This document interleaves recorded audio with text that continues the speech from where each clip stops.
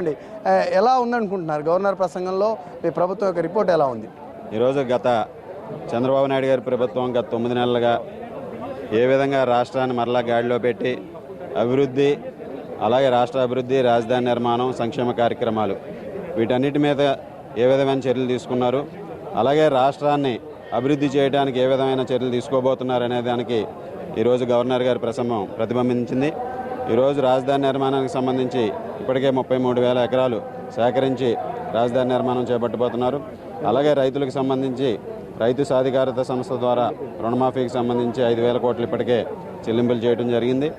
వచ్చే సెకండ్ ఫేజ్లో కూడా ఇంకొక 5,000 కోట్లు, మొత్తంగా 10,000 కోట్ల రూపాయల రుణమాఫీ ద్వారా రైతులందరికీ కూడా రుణమాఫీ పైనే ప్రధాన విమర్శలు వస్తూ ఉన్నాయి. కేవలం 5 రూపాయలు 10 రూపాయలు కూడా రైతులకు పడుతున్న పరిస్థితి అనేది వైసీపీ యొక్క ప్రధాన విమర్శ. దీనికి ఎటువంటి సమాధానం ప్రభుత్వం ఇవ్వబోతా ఉంది? ఈరోజు రైతులకు సంబంధించి ప్రతి రైతు, అర్హులైన రైతులందరికీ కూడా 50,000 రూపాయల వరకు, ఎవరికైతే 50,000 లోపు ఉందో వారందరికీ పూర్తిగా న్యాయం జరుగుతుంది. అలాగే 1,50,000 వరకు ఉన్న వారికి 20% రుణమాఫీ చేయడం జరుగుతుంది. ప్రతి రైతుకి, చిన్న సన్నకారు రైతులందరికీ కూడా న్యాయం చేయడం జరుగుతుంది అనేది ఈరోజు ప్రభుత్వం యొక్క లక్ష్యం. మీరు చెప్పండి సార్, ఎట్లా ఉందనుకుంటున్నారు? గవర్నర్ ప్రసంగంలో ప్రభుత్వం యొక్క లక్ష్యాల గురించి కానీ, సాధించిన విజయాల గురించి కానీ ఘనంగానే చెప్పింది. మీ అభిప్రాయం ఏంటి? పట్టపగలు గవర్నర్ చేత అబద్ధాలు చెప్పించినటువంటి చరిత్ర రాష్ట్ర చరిత్రలో ఈ ప్రభుత్వం అనేది. ఒక్కడంటే ఒక్కడు కూడా నిజం చెప్పిన పాపాన పాల. 90,000 తలసరి ఆదాయం ఉంటే రాష్ట్ర ఇబ్బందులు ఎందుకు ఉంటుంది? 90,000 తలసరి ఆదాయం అంటారు, రాష్ట్ర ఇబ్బందులు ఉందంటారు. 100 కోట్లు అయితే 2018 పూర్తి అవుతుంటారు పోలవరం. రైతులు ఇష్టపూర్వకంగా భూములు ఇచ్చారంటారు. ఏం నమ్మే 100 కోట్ల సంవత్సరానికి ఇస్తే 2018 పోలవరం ప్రాజెక్టు పూర్తి చేస్తారంట. ఏదైనా ఒక్కడైనా నిజం చెప్తున్నారా? ఇది పట్టిసీమ.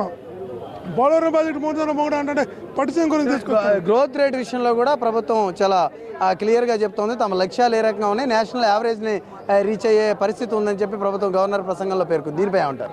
ఎన్ని అబద్ధాలు! పేపర్లో ప్రోగ్రెస్ చూపిస్తున్నారు, వాస్తవంగా ప్రోగ్రెస్ లేదు. రైతులకు సంబంధించి ప్రధానంగా 2-3 సార్లు గవర్నర్ ప్రస్తావించారు. స్వచ్ఛందంగా భూములు ఇచ్చారు. ఒక అద్భుతమైన రాజధాని నిర్మాణానికి రైతులు కదిలి వచ్చారు. వాళ్ళకి థ్యాంక్స్ చెప్తున్నాను కూడా గవర్నర్ పేర్కొన్నారు. దీనిపై మీరేమంటారు? గవర్నర్ గారు ఒకసారి రైతుల దగ్గరికి వెళ్ళమని చెప్పు. స్వచ్ఛంగా భూమి ఇచ్చారని రైతులు అంటే అప్పుడు చూద్దాం.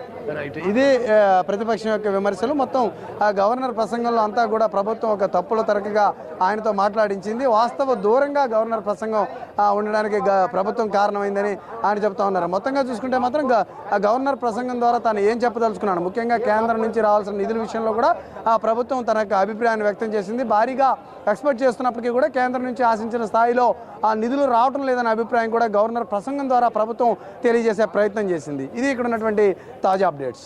Thank you Ramesh.